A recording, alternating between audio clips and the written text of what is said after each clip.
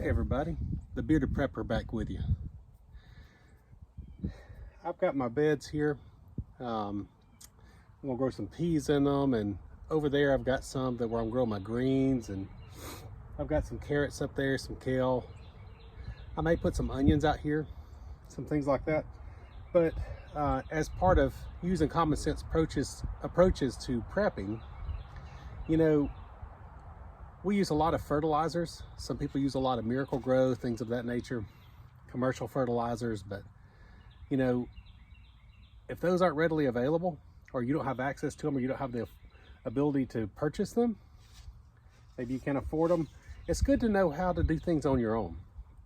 For example, a lot of people know that alternating beans and or legumes and corn will remove and add nitrogen back to the soil and balance phosphorus and things of that nature.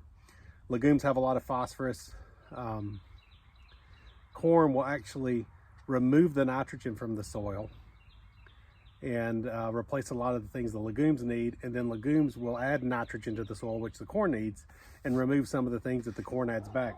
That's why if you pay attention in a lot of the big farms, you'll see one year they may have corn planted, and the next year they may have some kind of soybeans or something like that planted. It's because they balance each other out. But today, we're going to talk about adding potassium, things like that back into the soil. Some other nutrients as well, like potash or ashes. These are just plain fresh ashes from my wood stove. You don't want anything that's been rained on, that's been washed out, but fresh ashes. It's preferably the more white and powdery, the better. You can add some of the charged stuff in with it. It won't hurt.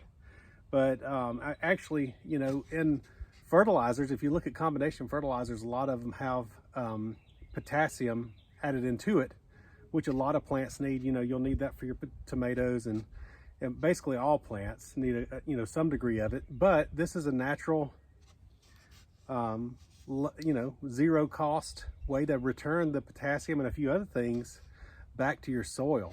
And all you do is you just, save it up, take it from your fireplace, from your wood stove, even from your fire pit.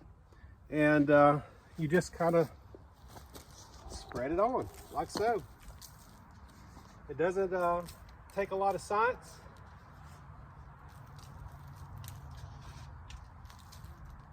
You'll lose some to the wind, but just add it back to your soil.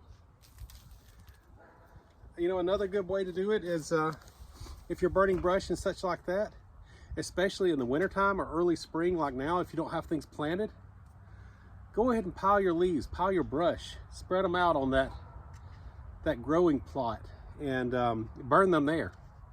You'll help get rid of a lot of weed seeds as well. You'll have less weeds in your battle to have a weed-free garden.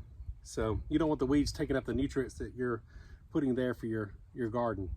But this is a good way to return some of your nutrients, save your ashes. Once they're cooled, spread them on the place you want to grow plants. Work it into the soil. Let the rain wash it in. Use nature to help you in your gardening, in your growing, in your prepping. So hopefully this helped you. If you have some other tips, leave some comments below. We'll all learn together. Until next time, God bless. I'm the Bearded Prepper, signing off.